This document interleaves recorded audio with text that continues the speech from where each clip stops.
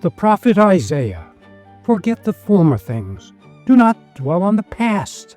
See, I am doing a new thing. Now it springs up. Do you not perceive it? They shall beat their swords into plowshares and their spears into pruning hooks. Nation shall not lift up sword against nation, neither shall they learn war anymore. Welcome to the Citizen Arts Podcast series, Israeli Voices, Who We Are. Episode 4, Living the Settler Life on the West Bank. Well, there seems to be endless turmoil about who controls Jerusalem's old city. Yes, it is East Jerusalem. Israel and annexed East Jerusalem after 1967 war, but most of the world not recognize this. This is the checkpoint to go between Israel and left bank. Palestinians are not allowed to go into Israel unless they have a permission to go to a job, school, receive a medical treatment, things like this. We left Jerusalem a few minutes ago, came through a tunnel, and bam! Here we are on the West Bank. This is Israel, right? No, this is Palestinian. That's quite an apartment complex up there. Palestinian Authority is building that. Who lives in those big houses up on the hill? Israelis, Jews. Mind-boggling. This place is endlessly mind-boggling. I boggle you more. Can you see in front of us the car? He has a Palestinian license plate. This is a Palestinian without Israeli citizenship. The plate is either white or green. The colors of Palestinian Authority. In contrast to Israeli license plate, for example, yellow with IL in blue on the left. IL is for Israel, not for Illinois. Yeah, thanks for that. I think we had it figured out. Do the Palestinians and Israelis live, are they integrated with each other? Completely separate. Travel same main roads, as you see. They look at each other's homes. Like I said, mind-boggling. Seeing is believing. Fascinating change in the geology. It's really dry here, arid. What's that place? Those are Bedouin. They used to be nomads. Now they are not nomads, but they are living like they are still nomads. They are still shepherds of sheep and goats. Well, they're indigenous, so they're citizens, right? Like we saw in the Negev? What we saw in the Negev are Bedouin with Israeli citizenship. Negev part of Israel. West Bank not part of Israel. Palestinians in West Bank are not citizens. In the States, we hear a lot of reporting about settlers who have their own military groups, and some call them gangs. It's against the law, and I would like to see my government taking care of them. We're coming to what looks like, we're coming up to a checkpoint. This is entrance to community where we meet Lavi. Is that guard Israeli military? IDF?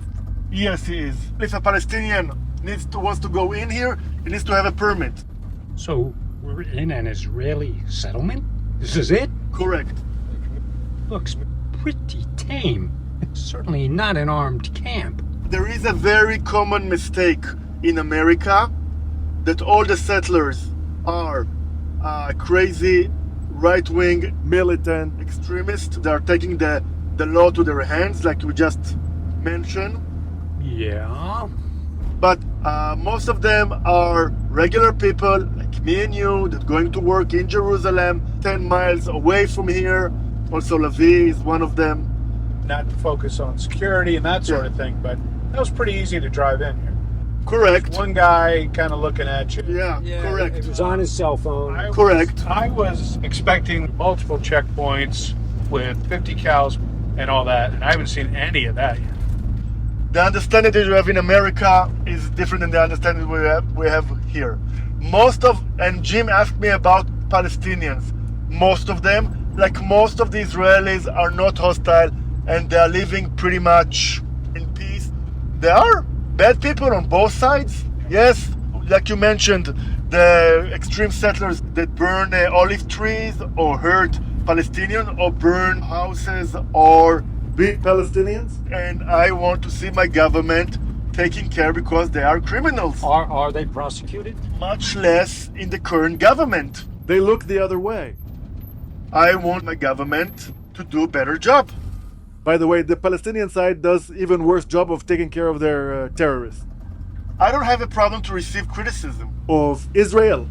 But again, you have to have two elements to this criticism. That's well taken, but reality is the Palestinian point of view is that this land was taken by Israel from Palestinians, and the Jewish settlers they're interlopers, and the Israeli point of view or the settler point of view is maybe you could sum that up for us?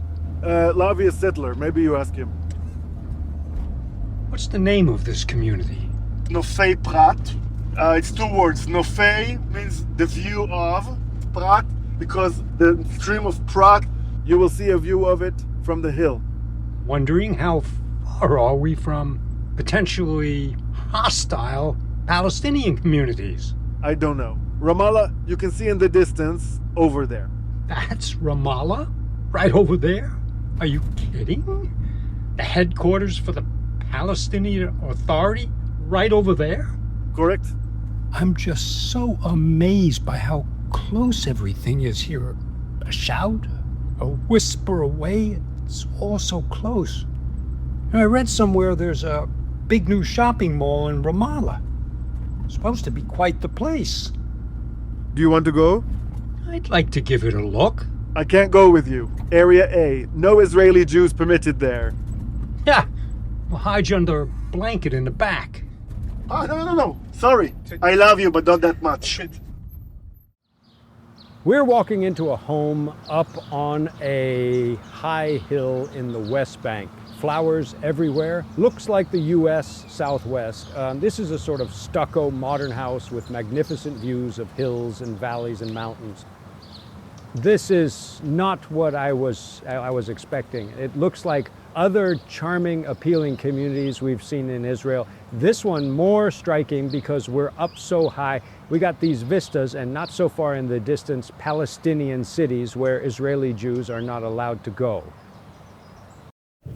A beautiful home and beautiful family photos. Lavi, how many children do you have? 2 girls and a boy. I'm sorry about the mess. But we have a holiday called Sukkot for the autumn harvest. So this is our sukkah. It's in pieces right now. I just got out of the army last week, and I didn't have time to get things together and store it. Please, it is fine. Thank you for having us in your home. Have your coffee, and we will go to the terrace. I'm looking out over the hills of the West Bank. My family and Jeff's family both said, you're not going anywhere near the West Bank, are you? Right. Okay, so we're here. Well, this is first of all the Judean Desert. East of us in the distance is Jordan. If we drive to the border, it would take maybe 15 minutes. Right now we're east of Jerusalem, and this is kind of the border between Judea and Samaria. Sadly enough, there's a lot of propaganda.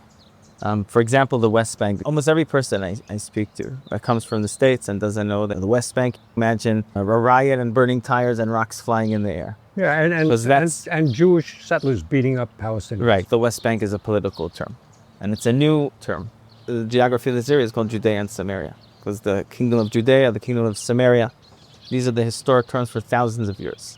It's the West Bank of the Jordan River, so they name it the West Bank. Calling it Judea and Samaria gives it a more historic context, understanding why Jews are over here in Judea, right, and Samaria, where the Jewish kings were ruling here thousands of years ago. Calling it the West Bank sounds like an occupied area. That sounds like we don't belong here. Who would use the term West Bank as opposed to Judea? Amongst Israelis, there's different ways to call this area. Judea and Samaria, or the West Bank, the occupied territories. People ask me where I live. I say I live in the Judean Desert. The Dead Sea. How far are we from there? Northern end of the Dead Sea by the border with Jordan. It's really 15, 20 minutes away. Okay, we go for a swim afterward, or a float. You float. How did you come to be here? I grew up near Tel Aviv. And once we got married, we were looking for an area around Jerusalem because as a tour guide, big chunk of the work is over there. But we didn't want to live in the city. We wanted a community. We had a friend living here, and we pretty much liked it. It's beautiful, as you can see. It is. And the community is very nice. It's a mixed community, like secular and religious Jews. If you grew up as a religious Jew in Israel, you go like a religious school, and if you have secular school. So really kind of the society in Israel is you could say, separated. But over here, we give our kids an opportunity from kindergarten to be together. Secular and more religious go to school together. Correct. Yeah, and which is unique in Israel. That's what I'm hearing. I understood they would start separately and remain separate the whole way through. That's what it is. Over here, it's different because the idea behind these communities was to bring religious and secular Jews together. Why segregate from each other? I think healthier for the Jews in Israel to live amongst each other and not separate. The distinctions that start with the children in school very young and in the communities they live in separate is one of the reasons maybe you could account for polarization in Israel now? Yes, for sure. We have a melting pot, and that's called the Israeli Defense Force. It's the best melting pot possible because you have almost all types of Israelis. You live together for a few years. And so eventually, growing up later on, you're not segregated your entire life. That's another thing I explained about IDF. So when in the States, when you meet people you don't know, you probably ask, where did you go to college? As in Israel, they ask you, where have you served in the military? IDF is like central experience for young Israeli Jews. Is the school that your kids go to in the community? Yeah, it's down there. The homes on each of these hills, they are separate settler communities? Yes, the one over there was formed in the beginning of the 80s. It has around 700 families. Our community has around 250 families. There's another community on the other side of the hill, also around 250 families. Is the area restricted to Israeli Jews? Can Palestinians come here? Not inside the community, no. They could come up to the gate. All the roads, you have Jews and Palestinians together inside the community. They cannot come in unless they work here. That's the protocol. Coming from the West, and the pictures painted for us, I was expecting you might have a rifle slung around your shoulder. I feel pretty safe here. That's the truth. Safer than I am when I'm walking in the streets of Jerusalem or Tel Aviv. What most people know, they know from the media, social media, right? You don't even know if you're getting the truth or the right feed or anything. And sadly, when the media covers a story, not only here, but anywhere around the world, it's going to talk about like the provocative stuff of the headlines. Right. You're talking about Judea and Samaria, right, or the West Bank. I tell people who are afraid to come, there's 500,000 Jewish people here living their life, going to school, going to work, going shopping over here. Why are you afraid to come? 2 million Palestinians living over here also. And it's a very large area. This normal life you describe, I've heard little or maybe nothing about it. That is a big problem for us. It amazed me that you have all around the world people that are backing up Hamas, which is a terrorist organization. That's their platform. They're out to kill people. And people are parading in the streets. And I think it boils down to a form of anti-Semitism. Anti-Semitism throughout the years has changed its face. If it's in the Mid-Ages, it was like the religious anti-Semitism, Christians hating the Jews as the Christ killer. And later on, the racial anti-Semitism of the Nazis. And today, the form of anti-Semitism is political ideology. You're not going to hear our side of the story. Everything that's going to be portrayed over here is going to be portrayed in a negative context, 95% of the time. Even the name, the West Bank, okay, is propaganda. Okay, that's not the right name. This is Judea, okay, where the Jews were for thousands of years. This is not occupied territory. This is disputed territory. There was never a land called Palestine. Therefore, you cannot occupy a land that was never, a country that was never existing. Palestine was never a sovereign state. Palestine was a name of a region. It was given, and you had for thousands of years, people living over here. There wasn't an identity of a Palestinian. Okay, you had Jews and Christians and Muslims. Palestine, it's the name of a region. And therefore, the occupation it doesn't make any sense. And so that's another propaganda term that you're always going to hear, end occupation. If it's disputed territory, then who owns the land? So it goes back to 1967. Jordan, Egypt, and Syria start a war against us. They were going to push the Jews into the sea. That was like the phrase. We end up winning that war in 6 days. And the land that was taken, that wasn't deeded to Palestinian Arab, became under the Israeli government. So what you see over here is Israeli government land. I don't understand how that's distinguished from actually being part of Israel. Because the government, unlike, let's say, East Jerusalem or Golan Heights, never annexed Judea and Samaria. Why? It comes, I think, from the idea of land for peace, an idea that doesn't make any sense to me, but fine. Should be peace for peace, not land for peace. But yeah, the Israeli government never made up its mind what it wants to do with this area. So let's say a Palestinian Arab has the deed to land going back to the Ottomans, and that land was just vacant, empty, just like you see around us here, in the desert, and then in war. It came under the Israeli government, and in different stages, the government decided to settle Jews there. So that's what this land is. In war, Israel captured land, but you hear stolen Palestinian land. This land was not stolen.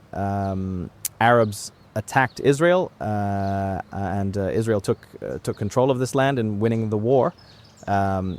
Jewish settler houses that were built on Palestinian Arab land after the 6-day war that Palestinian could prove was his land. For that land, the Israeli Supreme Court told Israel to demolish the homes. Some were abolished, some are legal contest about whether Palestinian claim is valid. Other cases we hear about Israel ignore Palestinian claims, or settlers try to drive Palestinians from land on which they live. These situations get most coverage in media. Extremist violent settlers should be controlled by government. But I will say, as final, remember, we win war started by Arabs who want to drive Jews into the sea. There are consequences for doing this. Do you ever have discussion about this with Palestinians? I don't come in contact too much with Palestinian Arabs. No, I don't. I do speak to Israeli Arabs. Mm-hmm. And what do Israeli Arabs? What's their view on this? It depends who you're talking to. I think the majority are against Israel in that sense. Yeah. This may be an unresolvable issue based deeply in historical context and interpretation. I agree. Listen, there's a big lobby in Israel to annex Jewish areas of the West Bank, but there are the political aspects of Israel being politically isolated in the world. You already are. We already are. I know throughout the years, Israel was trying to take the world opinion into consideration, and therefore the Jewish area of West Bank was never annexed. Most of the world doesn't agree with our right to be here. And Israel note. Let's see if we can sum all this up. Shortly after the Arab-Israeli War of 1947-48 and the creation of Israel, Jordan annexed the West Bank. Most of the world didn't recognize this annexation. In 1967, Jordan, Syria, and Egypt attacked Israel. Israeli forces captured the West Bank.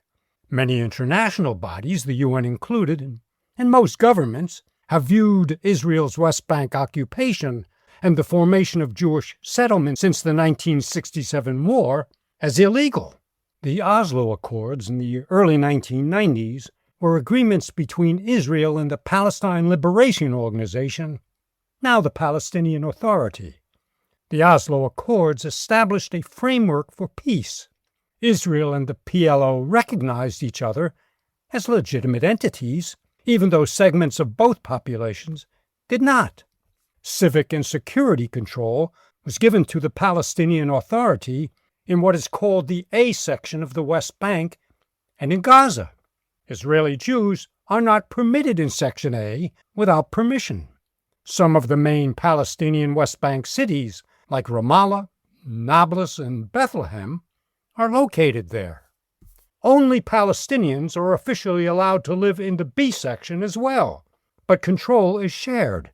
The Palestinian Authority runs civic matters, and the Israeli government has security control. Sections A and B are about 40% of the West Bank territory and include nearly 3 million Palestinians. The C section, about 60% of the West Bank territory, contains Jewish settlements, IDF outposts, and Palestinian enclaves. It's under full Israeli civic and security control. There are about 500,000 Jews and 350,000 Palestinians in the C section.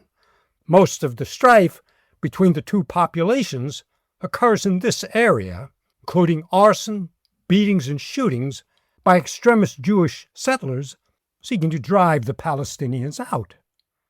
The Oslo Accords were meant to be a temporary step toward a permanent solution on the West Bank. No concrete steps were taken beyond the initial accords until the Israeli government unilaterally announced policy changes early in 2026. The new measures call for expansion of Israeli administrative and security authority in certain areas of Sections A and B that had been the responsibility of the Palestinian Authority. They also made it easier for Israeli settlers to acquire land from Palestinians and to expand or establish new settlements in the West Bank. There has been significant pushback to these steps internationally, including claims they will further erode the legal distinction between Israel and the West Bank and may be leading to annexation. Israeli views about West Bank annexation and militant settler violence are discussed in our forum in Episode 8 of Israeli Voices. When people talk about a two-state solution, how does that potentially affect you? So it depends where you draw the lines. The Jewish areas like this most likely will be part of Israel. Nevertheless, you never know. And by the way, the idea of a two-state solution today, especially since October 2023, for most Israelis, is suicide. Retreating from Judea and Samaria, the West Bank, retreating from the high ground. This threatens our security because whoever controls the mountains is going to control the coast of Israel. Tel Aviv, the airport, would be at risk. It's like the Golan Heights is necessary for Israel's security, but even more, much more, because the Golan Heights is the north end of Israel. This is the heart of Israel. And retreating from this land, leaving our security in the hands of Palestinian Arabs. Most of them want to kill us, okay? Not only Hamas, but according to polls and everything, most of them don't want us here. It's suicide. That's what it is.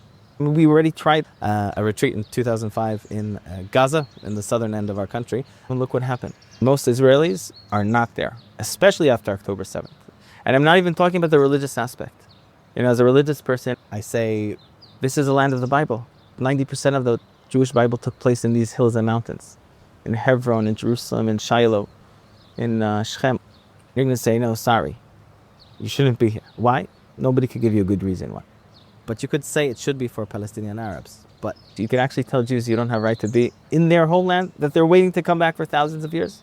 For the religious and the security, two-state solution is unjust and it is suicide, and I doubt it's going to happen.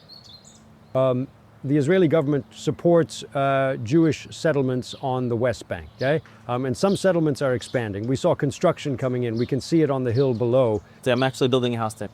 That'll be another community that will be joining this grouping of communities you have here. Yeah. Let's say another government comes into power and they say we have to trade some land for goodwill. How do you react to that? I have mixed feelings. Every Israeli wants to end this conflict. Israelis want to live in peace. We don't want to send our kids to war. We don't want to put our kids in harm's way. My daughter's going into the army next year. And the idea of maybe having real peace in the region, it's nice. I might consider that a reason to move out of here. But I'm not delusional. Nobody's delusional. It's never going to happen. Being delusional is thinking the Palestinians are suddenly going to have a change of heart towards us when they're raised to hate. Until Palestinian Arabs and the Arab world in general accept that Israel is here to stay and that it has a right to exist. Nothing like two-state solution can happen.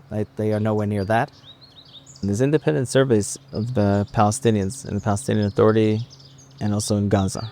And you see their approach towards Israel and what they think of the Jews and what's the way to end the conflict. Most of them support terror. Most of them would vote for Hamas. If there would be an election between Hamas and the Palestinian Authority.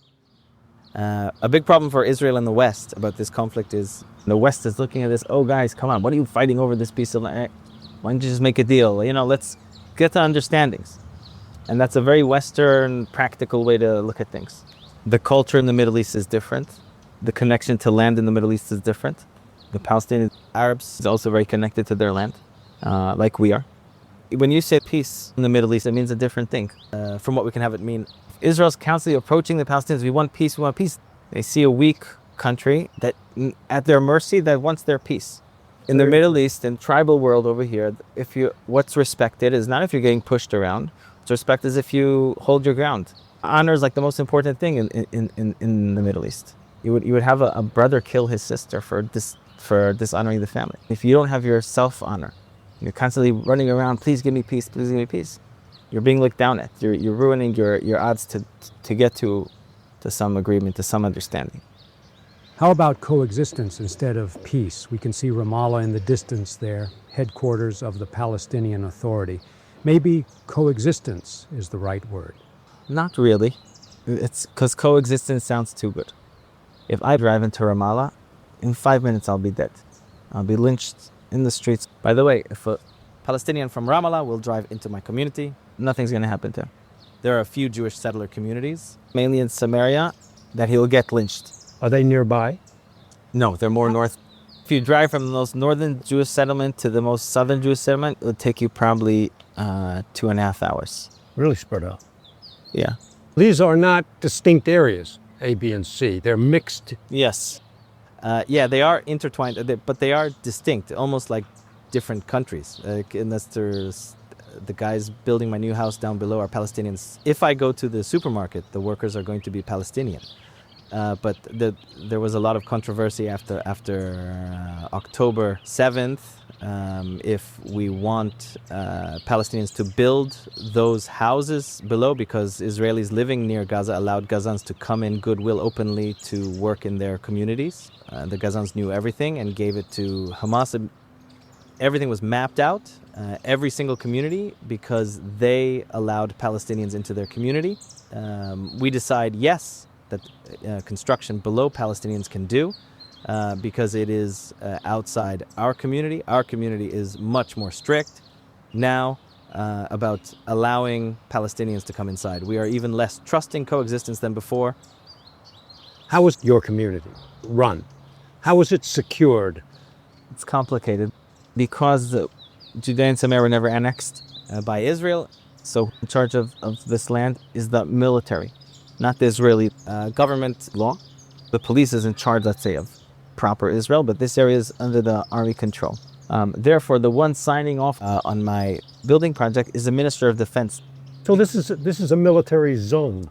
In a way, but it runs like you won't feel it. It doesn't affect us in any way other than building projects that are held back for political reasons. You don't feel it. Looking at that complex being built on a hill just below us, who is developing that?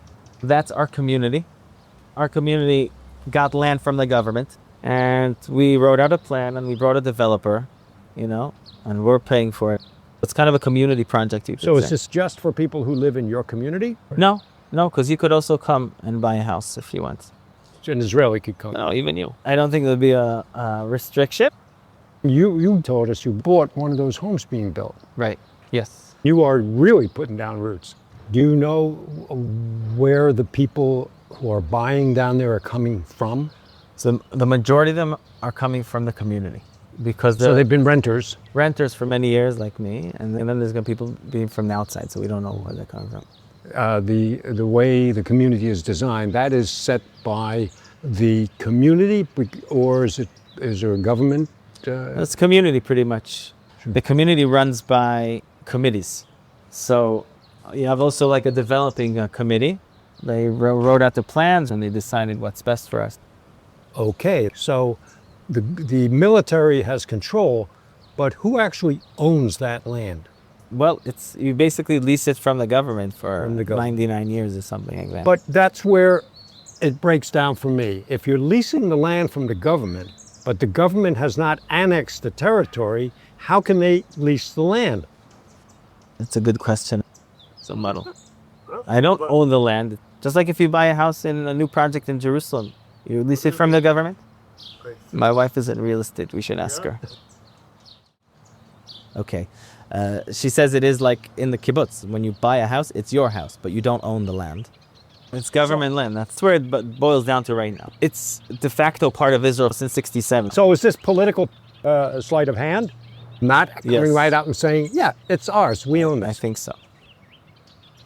I'm curious about the Palestinians in Gaza. Like many have lost their homes.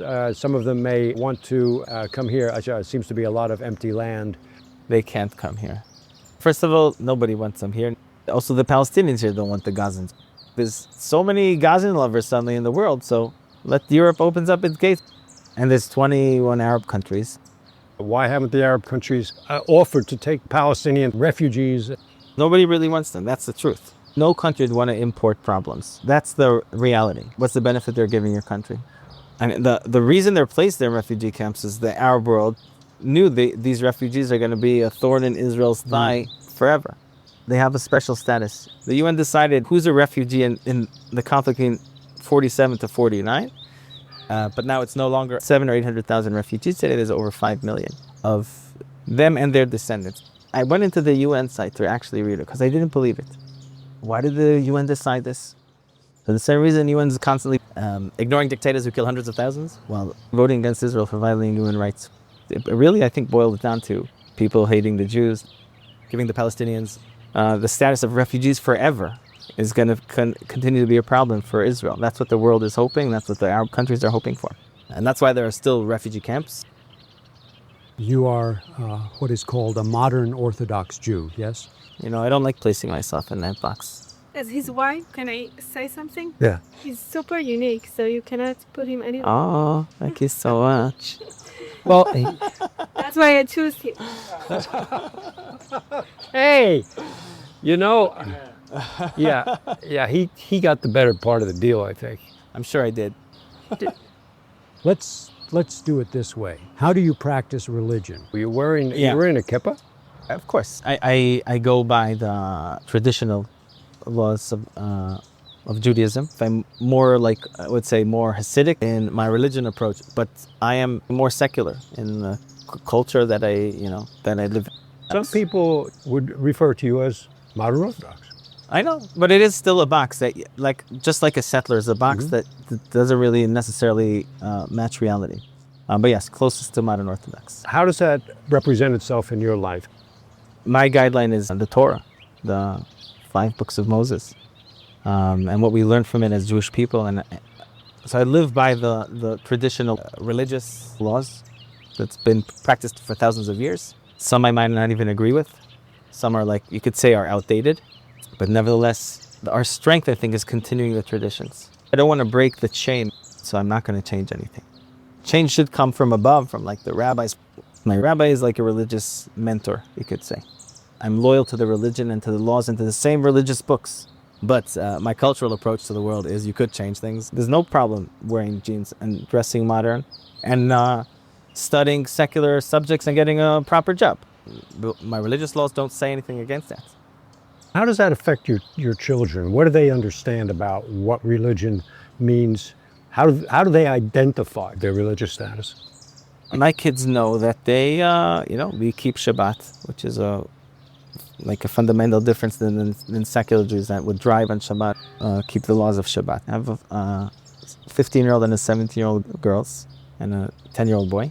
Already they're finding their own connection to God and their own connection to the religion, if at all. I mean, I am hoping they continue in my path, but I can only hope, because you can't force religion over other people. I can't tell my daughter, you have to keep Shabbat because I keep Shabbat. On the contrary, I expect her to ask the questions and challenge the religious beliefs and find her place and her connection. I'm not religious now because my parents are religious. I'm religious because I believe in these ideas. If you were to invite some friends over for dinner from the community here, What would be the mix of religious views you would typically find? In our community, it's mixed up. So we could have my neighbors, these guys are secular Jews, you know, two houses from here also, and the third house is religious. And they would mix socially. Yes, because we're in a community, that's like a communal life. And that's so people know that coming in and they're choosing it. You work as a guide, and you're guiding primarily in the Jerusalem area? All around the country, really. All over the country? Yeah. I'm curious where your clients come from. My clients are English speaking. So some are from South Africa or from England, but really I would say 90% are from America. When you're not working and you're not involved in a religious activity, what do?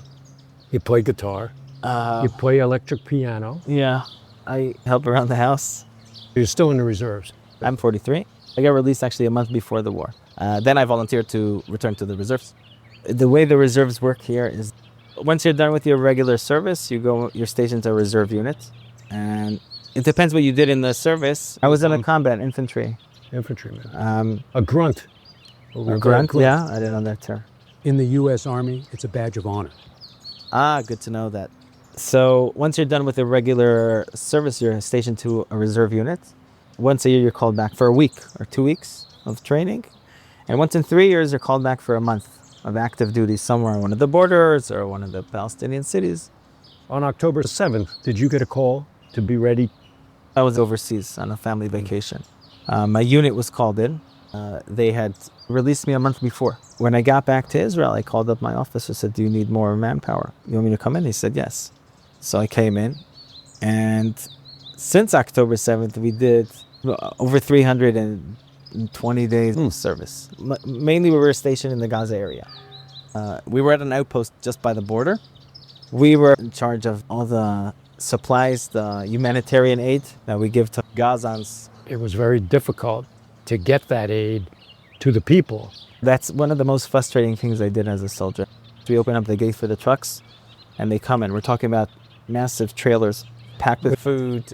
Every day, 50 or 60 trucks, full trailers going in. Now we see if Hamas armed militants. As the trucks go in, they jump on the trucks. Sometimes they shoot the driver. Sometimes the driver just jumps away and they take the trucks. And I see this with my own eyes. I'm like, we're fighting Hamas, and at the same time, we're feeding them. Not only feeding them, that's how they buy more soldiers. They come to Gazans, said, we're going to feed your family now for the next year. Join us. And we're near them and can do nothing. We were feeding our enemy doing a war. The world believes the lies of Hamas as Gaza is starving and stuff like that, which is nonsense. I'm telling you, because I fly drones, and in our drones, we could see what's going on. The markets are full there and everything's. We didn't see any starvation. But the world believes the terrorist organization. That's one of the most frustrating things. As a soldier, you need to say yes and do what you're commanded and just feed your enemy.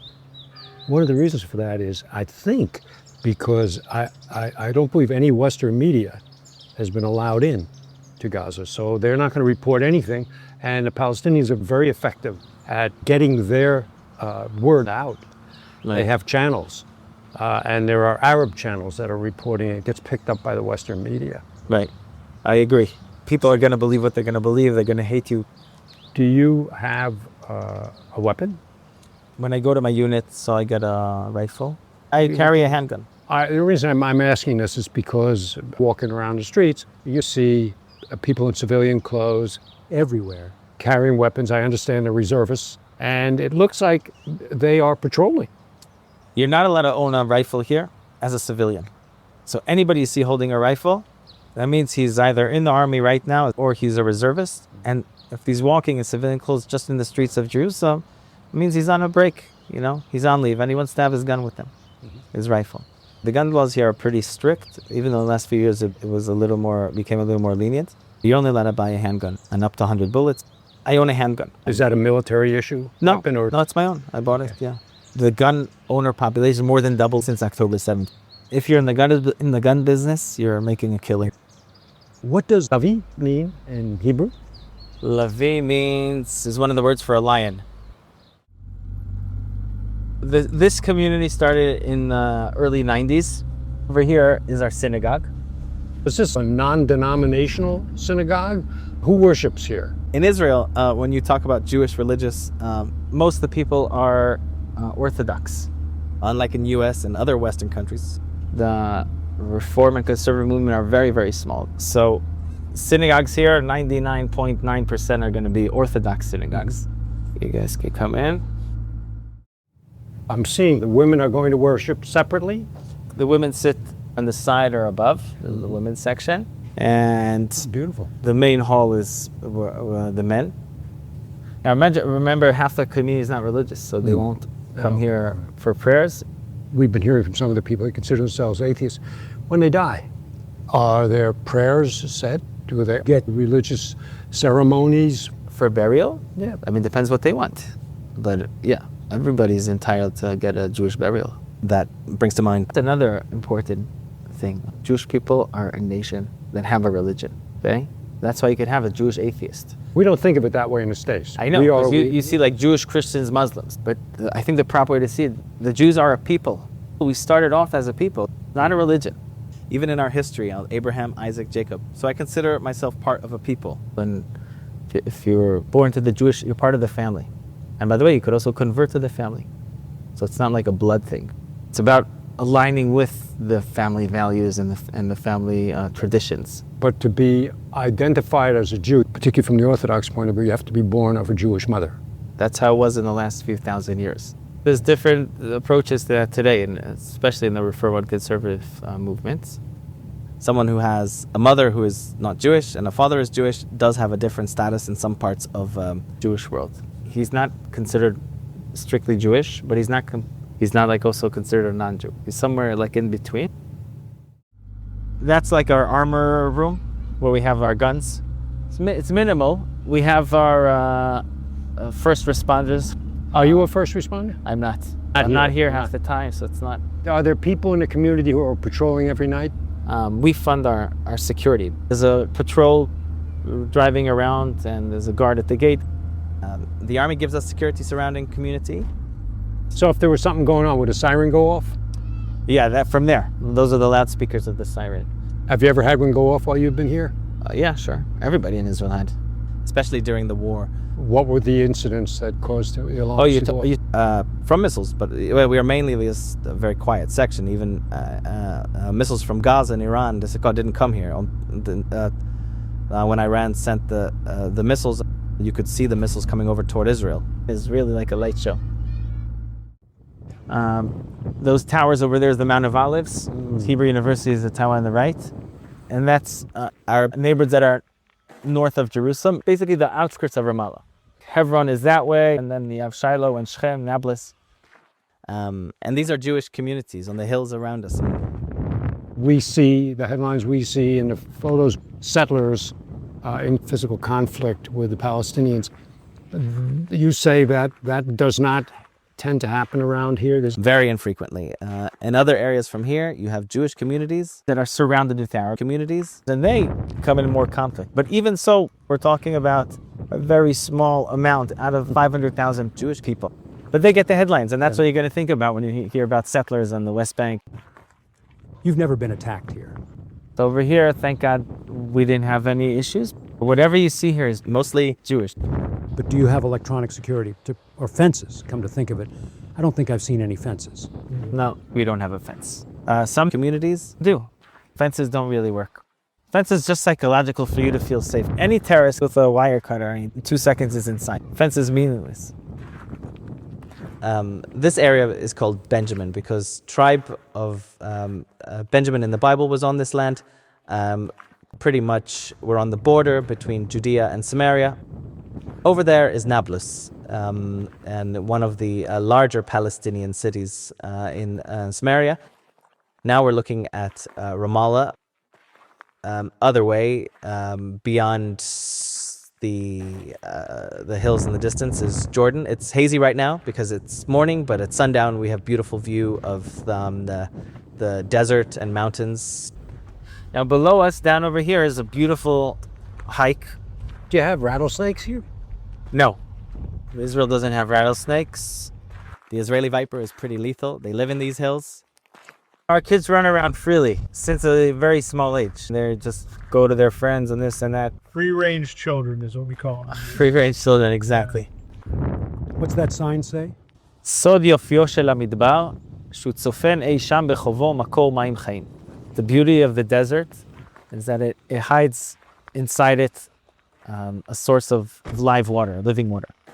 So below the cliff is an oasis. The spring is called Ein Prat. It's mentioned in the Bible, book of Jeremiah.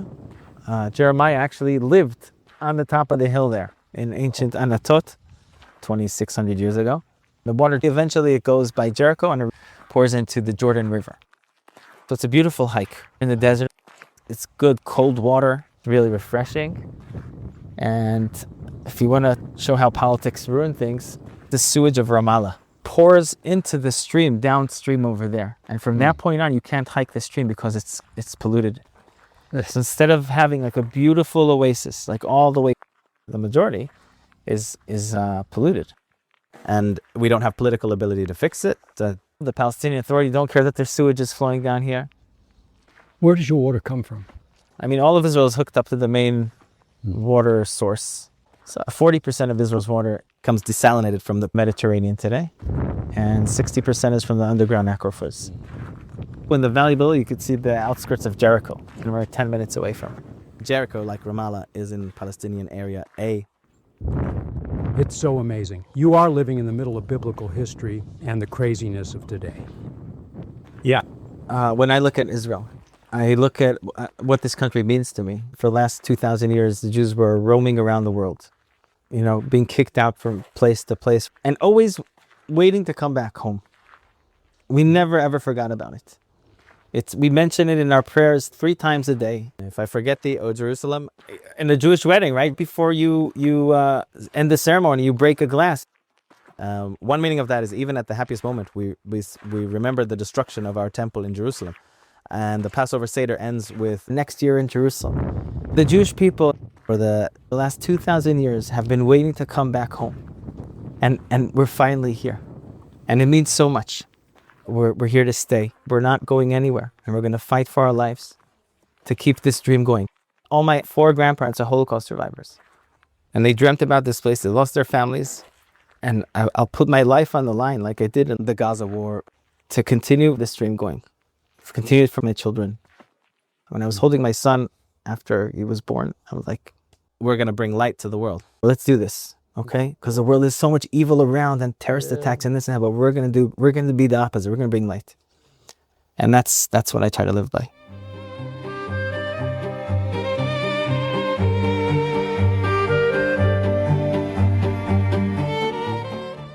Thank you for listening to episode 4 of Israeli Voices, Who We Are. Many, many thanks to Lavi Krasman. You'll find more about Lavi in our show notes. In episode 5, a model of universal health care, poet in a rocket bunker, duty honor country for most Israelis, but not all. Jews fighting the British for independence, the void in learning Arabic culture and Israeli civics, helping young people understand and grieve about the tragedies of war, a giant demonstration against military service, musings about the holiest of holies on the Mount of Olives and in the Old City. Citizen Arts is a not-for-profit 501c3 educational organization that seeks to present constructive, compelling information, ideas, and opinions about important civic, social, and cultural matters. We very much welcome your feedback. Dear listeners, please stay healthy in mind and body, wealthy in goodwill, and wise in action. I'm Jim Gabe, Citizen Arts founder. Jill Gabe is executive producer. Jeff Lewis is producer and artistic director. Hillik Wald is our Israel field producer.